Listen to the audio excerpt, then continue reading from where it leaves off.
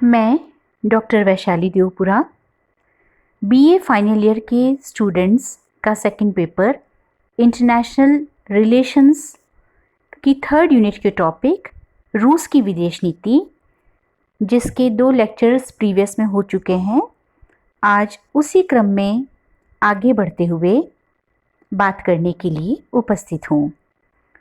रूस और चीन की यदि बात की जाए तो पूर्व सोवियत संघ के चीन के साथ मधुर संबंध नहीं थे। दोनों देशों में सीमा विवाद कई बार सैनिक मुठभेड़ का कारण बना था।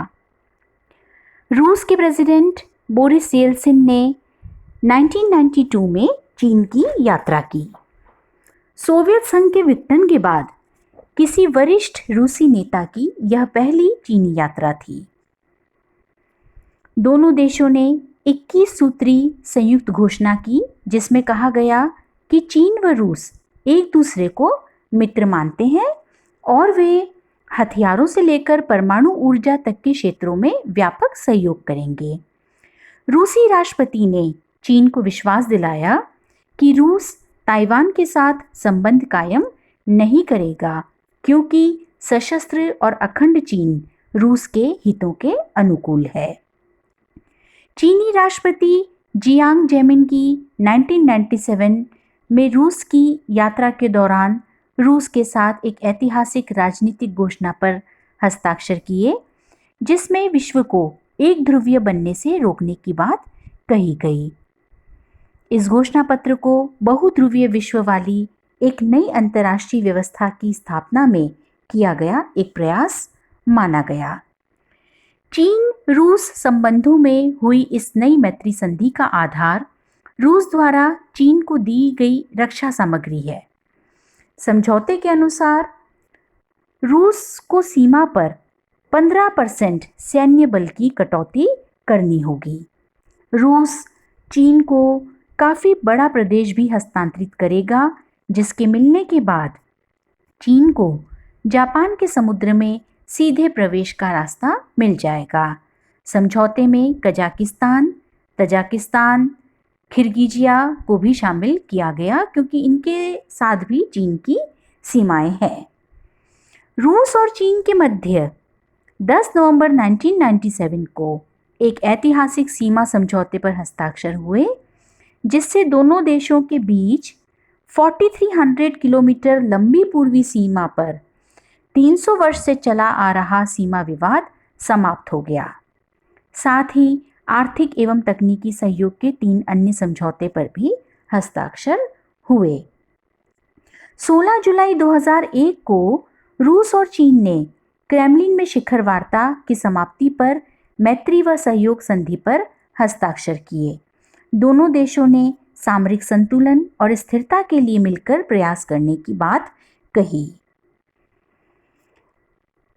रूस और शंघाई 5 का शिखर सम्मेलन 1999 में किर्गिस्तान की राजधानी बिश्केक में संपन्न शंघाई 5 शिखर सम्मेलन में मेजबान किर्गिस्तान के अतिरिक्त रूस, चीन, कजाकिस्तान व ताजिकिस्तान के राष्ट्राध्यक्षों ने इसमें भाग लिया। शंघाई 5 के जुलाई 2000 में संपन्न 5वें शिखर सम्मेलन के अवसर पर रूस के प्रेसिडेंट पुतिन और चाइना के प्रेसिडेंट जियांग जेमिन पहली बार एक दूसरे से मिले। इस समय जारी संयुक्त घोषणा पत्र में परमाणु परीक्षणों पर कड़े प्रतिबंध लगाने तथा विश्व में बहुध्रुवीय व्यवस्था स्थापित करने का आह्वान किया गया। 2015 में ब्रिक्स देशों का सम्मेलन हुआ, जिससे वैश्विक स्तर पर आर्थिक और राजनीतिक गतिविधियों को नया आयाम मिला। अब हम जानेंगे रूस और जापान के बारे में। जापान की उत्तरी सीमा के 4 टापुओं पर, जो कुरील टापुओं के नाम से जाने जाते हैं, द्वितीय महायुद्ध के बाद सोवियत संघ ने अमेरिका की सहमति से उन पर कब्जा कर लिया था। 13 से 18 सितंबर 1992 तक रूस के राष्ट्रपति येल्सिन जापान की यात्रा करने वाले थे, लेकिन 9 सितंबर को अचानक यह यात्रा स्थगित हो गई। जैसे ही येल्सिन की यात्रा तय हुई। जापानी अधिकारियों, नेताओं व अखबारों ने राष्ट्रघाती भावनाओं का ज्वार उभार दिया। जापान ने बार बार कहा कि वह रूस को आर्थिक सहायता अवश्य देगा, लेकिन यदि वह कुरील टापुओं को वापस नहीं लौटाता है तो जापानी जनता इस प्रकार सहायता देने की अनुमति नहीं देगी। जापान को लगा कि आर्थिक मजबूरी के कारण रूस को झुकना पड़ेगा और कुरील टापू वापस मिल जाएंगे। येल्सिन की जापान यात्रा का भारी विरोध हुआ। उन पर आर्थिक सहायता के नाम पर राष्ट्रीय अखंडता व संप्रभुता का सौदा करने का आरोप लगा। 1997 में रूस और जापान मित्रता के मार्ग की ओर बढ़े। रूसी अर्थतंत्र को सुदृढ़ करने के लिए जापान सहायता देने के लिए तैयार हो गया।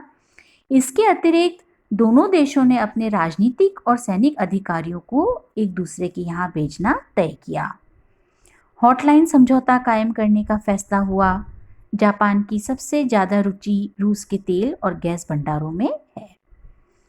2000 में रूसी राष्ट्रपति पुतिन ने जापान की यात्रा की।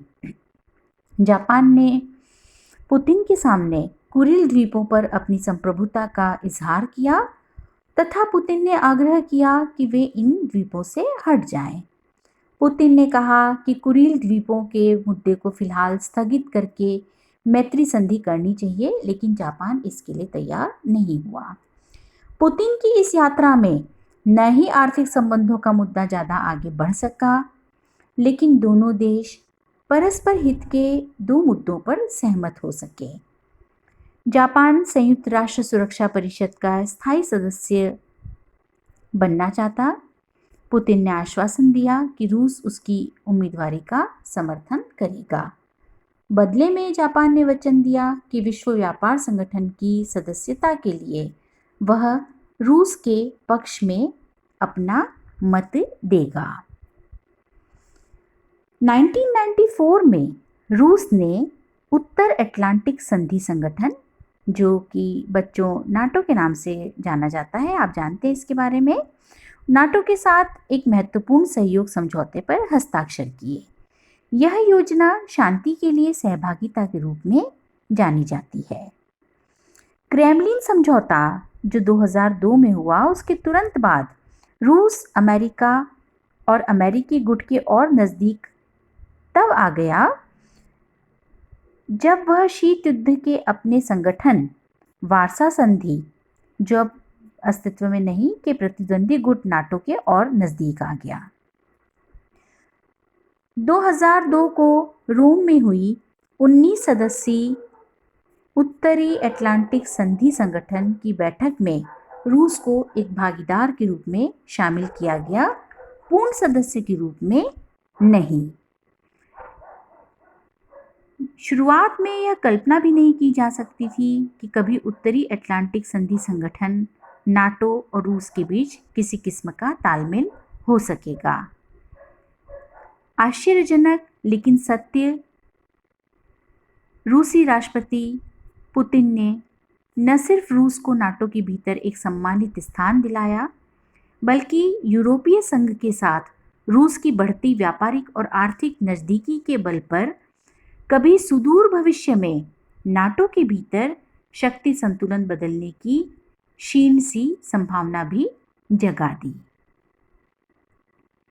रूस के द्वारा स्टार्ट 2 और सीटीबीटी की पुष्टि भी की गई। 2004 में रूसी संसद ने बहुचर्चित और विवादित ग्लोबल वार्मिंग पर नियंत्रण के उद्देश्य वाली क्योटो संधि का अनुमोदन किया। रूस के सामने आज भी कई समस्याएं हैं, कई चुनौतियां हैं, लेकिन कुछ मतभेद भी हुए हैं जिसका समय समय पर रूस ने सामना किया है। राजनीतिक एवं आर्थिक परेशानियां गंभीर है। पूर्व सोवियत सैनिकों की भारी भरकम सेना, उनकी मानसिक स्थिति, परेशानियां गंभीर है। आज वह सेना रूस की ताकत नहीं बल्कि कमजोरी बन गई है। रूस जो सेना जो थी, वह जो बहुत बड़ी ताकत थी उसकी, आज उसकी स्थिति उतनी मजबूत नहीं है। रूस की सेना का आकार रूस की राजनीतिक व आर्थिक हैसियत से बहुत बड़ा है। फिर भी कई समस्याओं के बावजूद रूस की एक महाशक्ति के रूप में पहचान है। परमाणु क्षमता संपन्न देश है। महाशक्ति के रूप में संयुक्त राष्ट्र संघ की सुरक्षा परिषद में वीटो का अधिकार प्राप्त है। रूस के पास राजनीतिक शक्ति है, सामरिक शक्ति है। रूस आज एक शक्ति संपन्न देश है। नाटो के विस्तार ने यूरोप में अमेरिका की सैनिक स्थिति को ही मजबूत नहीं किया, बल्कि रूस की सैनिक घेराबंदी को पूर्ण करके उसकी सुरक्षा के लिए भी संकट पैदा कर दिया है। रूस कई तरफ से अमेरिकी सैनिक अड्डों से घिरा हुआ है। रूस की अर्थव्यवस्था प्राकृतिक संसाधनों पर निर्भर है और अमेरिका की अत्यधिक प्रौद्योगिकी का उसके पास कोई जवाब नहीं है। रूस का अतीत हालांकि बहुत गौरवशाली है। वह एक महाशक्ति है। बहुत समय समय पर विकास के संकेत दिए हैं रूस ने, लेकिन आर्थिक महाशक्ति बनने की दिशा में अभी यात्रा तय करना शेष है।